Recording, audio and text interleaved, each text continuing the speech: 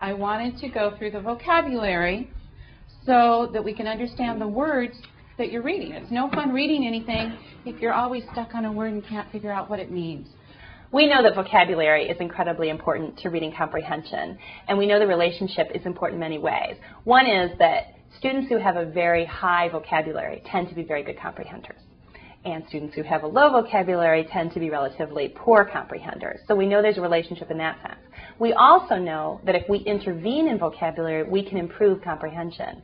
That is, if we go in and teach students a large set of words that are related to a topic, if we go through interventions that are designed to improve students' vocabulary, we will not only see gains in vocabulary assessments, we'll also see gains in reading comprehension. Let's try that again with a new word. I think we're going to be experts this time.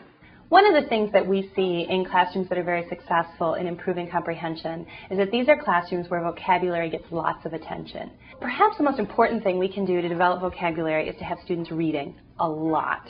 It turns out that the number of words that someone needs to learn in a year to keep pace with a good trajectory of vocabulary development cannot be learned by direct instruction. We simply can't teach students all the words that we need them to acquire in a given year. So we know that some of those words have to be acquired from the process of reading text over and over again, reading many, many texts, volume reading throughout the year. So one of the most important things you can do for students is simply to have them reading a lot. But in addition, you do want to provide direct instruction in vocabulary, and not just a random set of vocabulary words, but that vocabulary that's going to be most important, most effective for students, those words that are really important to comprehension. I think of words like era in history or experiment in science. These are words that come up a lot, and understanding those words is important to understanding lots of text. And so these are the kinds of high utility words that you want to see get lots of play in vocabulary instruction. So in addition to having students actually read a lot, it's important to expose students to text that's going to have high vocabulary in them. So read alouds are a really valuable way of teaching vocabulary. Having students listen to books on tape is another way to build vocabulary knowledge. Rereading, again, is important because revisiting the text several times may allow students to pick up words that they wouldn't get completely or as completely on the first read. Let's go ahead and move over and look at our vocabulary strategies. We want to make sure that when we're providing vocabulary instruction, we don't do it in the good old days way of giving kids a list of words and asking them to look them up in the dictionary. It turns out that most indications are that that doesn't actually do much to improve students' vocabulary. On the contrary, it looks as though teaching words as networks, teaching students words and having them relate them to words that they already know, so relating the new to the known is very important. Teaching students to relate words to one another, making maps of words, using different sorts of graphical devices or instructional techniques that gets kids relating one word to another, putting words in groups, categorizing words. These are all really important instructional strategies for developing vocabulary, and they're much more important and more effective than simply giving kids a list of words and having them look them up in the dictionary. If you get to a word you don't know, I don't want you to jump up and say, I need a dictionary. I want you instead to think, can I break this word apart first?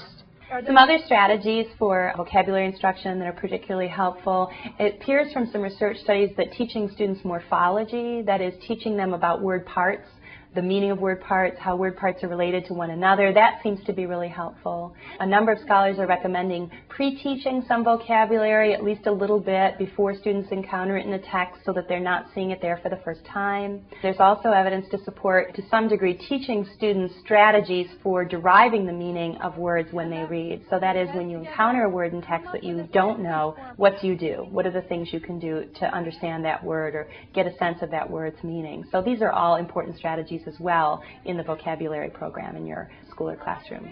When we're trying to teach students to derive the meaning of words independently, that is, when they don't have a teacher available to them, there's several things we can teach them to do.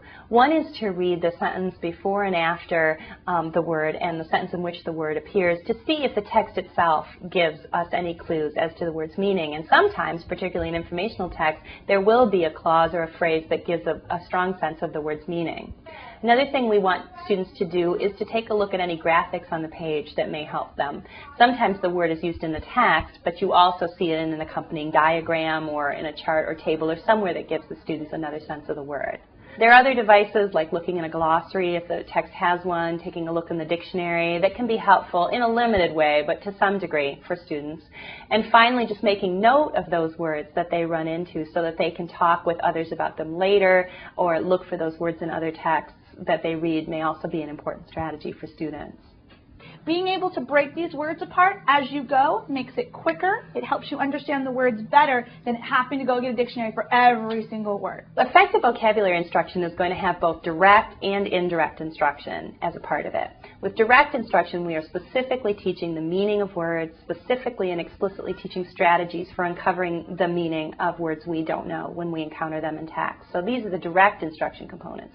But then there are indirect instruction components as well. That is just exposing students to words in a rich environment, making sure that we use a lot of interesting and unfamiliar words to students. Not too many, of course, but just a right amount for students. Making sure that we're reading aloud text and having books on tape that include vocabulary that's going to be enriching for students. Making sure that we have students reading as much as possible, because reading is one of the most important ways that we develop our vocabulary. So all of those indirect approaches are going to be important as well.